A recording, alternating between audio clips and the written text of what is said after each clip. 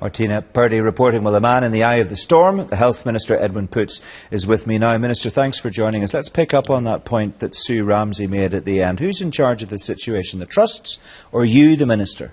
Well, the trusts are the people who implement things on the ground. We set policy and they carry out policy on our behalf. Now, the policy that is in place here that deals with all of this is the Transforming Your Care. We went to public consultation on that and received over 90% support for what we're proposing. What we were proposing was to do care in a different way for elderly people. We want to have more supported living, we want to have more independence, and we want to give the frail elderly that support that they so much need. And the implementation of it, I'd have to say that the trusts have carried it out in a way which has been quite damaging to Transforming Your Care. And that is why I will bring the trusts to see me tomorrow and deal with these issues with them. But wasn't the Trust's decision to nominate these homes for closure a direct response to the policy being pushed by your department, which was to close residential homes? There was no such policy to close all of residential homes. Not all of them, but you said at least 50% in 3 to 5 years. Yes, and a lot of that would have happened through natural attrition. There is a turnover within our homes, and that turnover takes place naturally. And those homes would have become run down in terms of the numbers of people that were in them. And we could have done this without causing the pain and distress and hurt that has been caused to elderly people. Right. And that is one of the things. In fact, it is the thing that most annoys me at this moment in time, is the distress that has been caused to elderly residents in our homes. We'll come on and talk about that in just a moment or two. The question is whether you knew or not what the trusts were about to do. 50% yes. You say you didn't know about the 100% that 3 of the trusts have announced. But we have 3 trusts taking the same decision at the same time. And are we to read that as coincidence? Well, I can tell you what I know. And I can look you straight in the eye, Mark, and tell you this, that last Wednesday night we became aware that the Northern Trust were putting their proposal forward the next day. I wasn't aware of the Southern Trust until the day that it happened, and I wasn't aware of the Western Trust. Astonishing. You're the Health Minister and you weren't aware of it. Why not? Well, I don't know whether trusts thought that they were implementing policy, but I certainly don't believe that they are implementing. And they didn't put a check call in with your office? They notified us the night before, or they notified me through my SPAD the night before. It doesn't say much for the way they regard you, does it, that they didn't even bother to discuss what your reaction might be to such a deviation from your policy in Transforming Your Care? Not to discuss it with you? Well, that's a matter for them to answer, but I'm telling you that when I became aware of what was being proposed, and over the past few days I've been horrified at how it has actually translated. Whenever I see elderly people on our TV screens in such a distressed state, I can't be satisfied with that implementation. And that's why I will call the trusts and bring them to me and actually see what way they have went about this in the first instance. Never mind the way they've gone about it. We know the way they've gone about it. They didn't consult you. They made the decision.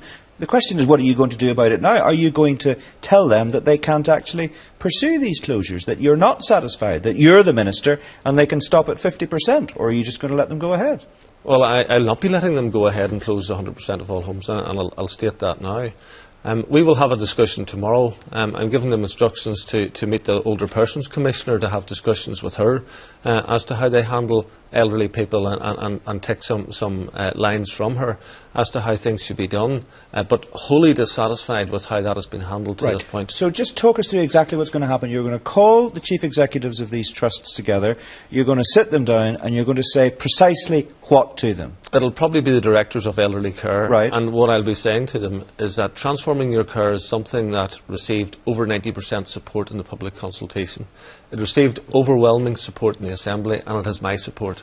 Transforming Your Care identifies that 50% or 50% plus of homes would go over a 3 to 5 year period, and that they have overstepped the mark in looking to close 100% of homes in a short period of time. That's the first time you've said they've overstepped the mark. You said in the past, I heard you in the last couple of days saying they'd gone further than Transforming Your Care. You're now saying, are you, they've overstepped the mark, and you're going to make that clear to them? I will absolutely make that clear, and I think that they have damaged Transforming Your Care in what they have done, because elderly is a key section of it.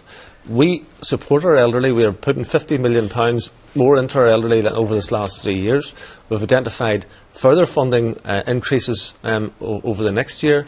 We're looking at £3 million additional for reablement, which will allow frail elderly who've broken their femur, for example, or had to go into hospital to actually be able to go back home and get that support. Those are all key things and important things in transforming your care and doing what needs to be done. Developing multidisciplinary teams. Yeah, so but closing residential houses that people are actually living in is clearly a very big issue for them, and we've all seen the reaction there's been. What I find fascinating in all of this, Minister, is that you've been forced to react to the public outcry at the triple whammy of 3 trusts announcing 100% closures. You're reacting to that, not to the policy, because when the Northern Trust made its announcement nearly 10 days ago, on Monday of last week, more than 10 days ago, there wasn't a peep from you. Not a peep. I said at the time, at the first interview after, that I thought that they were overstepping the mark. Where was the statement on the Tuesday morning? That they were going further than transforming your care. I was interviewed shortly after the proposal was put forward, and I said that I thought they were going further than transforming your care. That's been very clear from the outset. Yeah, but it's taken you quite a while, actually, to realise the scale of the public outcry, hasn't it? Well, in terms of how it has been handled, I wasn't aware of how it was being implemented. In terms of people going into the residential homes and how the message was transmitted to them, I wasn't aware of how that was being done. And that's certainly one of the key things. That's quite a damning indictment of your position. You sit here as Minister and you say, I wasn't aware of what was happening. You know, either you're across the brief and you know what's happening and you're in charge, or you don't know what's happening and you're not in charge. What you're actually telling our viewers tonight is that you didn't know what was happening. You're the Minister and you didn't know what was happening. Absolutely wrong, Mark.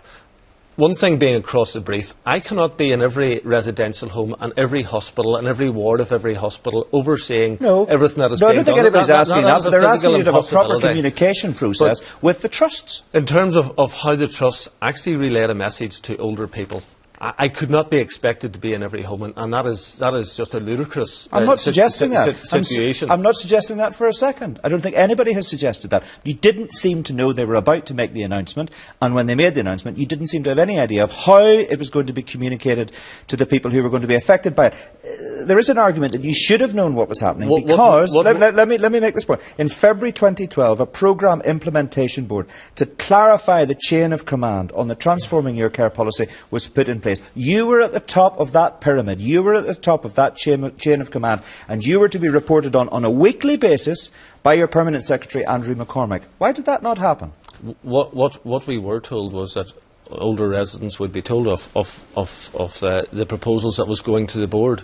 How that was actually done is a different matter, and that is certainly a question that I'll be asking tomorrow, and one of the things that I'll be raising with them is how this has been handled, how people have communicated with elderly people, and why elderly people have been distressed as a consequence of that communication. Those things will be done. Let us be absolutely clear. Is it embarrassing for you that 2 of your fellow party members in the town of Limavady, Gregory Campbell and George Robinson, both MLAs, Gregory Campbell is an MP, have set up a petition to save Thackeray Place, which is one of the residential homes nominated for closure by the Western Trust? Why would that be an embarrassment to me whenever I am supporting 50% of homes and there's a proposal to close all of the homes in a trust area? So why would that be an embarrassment? It would be an embarrassment because they're your party colleagues and they seem to be taking a different tack to you. That's why. Well, why would they be taking a different tack to me?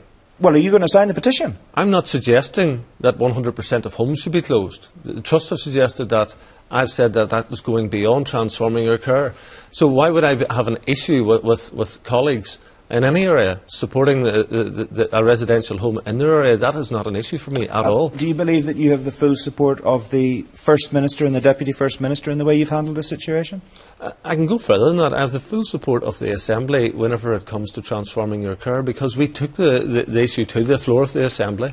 We identified what we wanted to do, and I haven't deviated from that. If others have, then that is a matter that I have to deal with. Yeah, but the ground is moved from under your feet by the Trust. They've pulled the rug from under Edwin Poots. Well, don't you worry, the rug will soon get back under my feet if it's been out for a short period of time. It's taken you long enough, hasn't it? I don't think so. You don't think it's taken you long enough? You don't think you've been slow to react to this crisis? This has happened over this past few days. I have reacted very quickly to tell people that it is a unsatisfactory situation, and that I will bring people to me to explain themselves, and we will deal with this matter. Okay, you were very quick to flex your muscle whenever you dismissed the former chairman of the Northern Trust, Jim Stewart, last December. Today we've seen the Chief Executive Officer of the same trust, Sean Donoghue, being moved aside. When Jim Stewart went, you said, he fell short of standards expected of someone in his post. Could the same thing be said of you? I don't think so. We had an issue at that time where private issues were being put into the public media, and that wasn't the role of a chairman of a trust.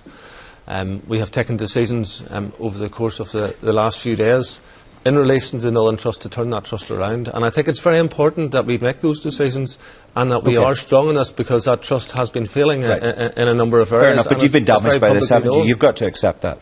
In terms of this process, I think that the trusts have been damaged in it. I think that they have damaged their own credibility. And you've not been damaged? And consequently, there has been a focus of attention on myself. Yeah, well, I know what you think about the trust. What about you? What do you think about you? Has this been your worst week in politics? It hasn't been my worst week in politics. You've had worse weeks in politics. I am very clear that I can deal with this issue, that I can get on top of this issue, and that we ultimately will provide better care for the elderly. We will provide better options for the elderly, and that's the focus that we shouldn't lose. We should be identifying how do we actually provide the best possible care for our elderly population. That's something that I will not lose direction on whatsoever. Okay, and for how much longer are you going to be the Health Minister? For as long as the First Minister, my nominating officer, asked me to be And has this foreshortened your stay in the Executive? Well, you'd have to ask the First Minister. I haven't heard of it if it happens to be the case.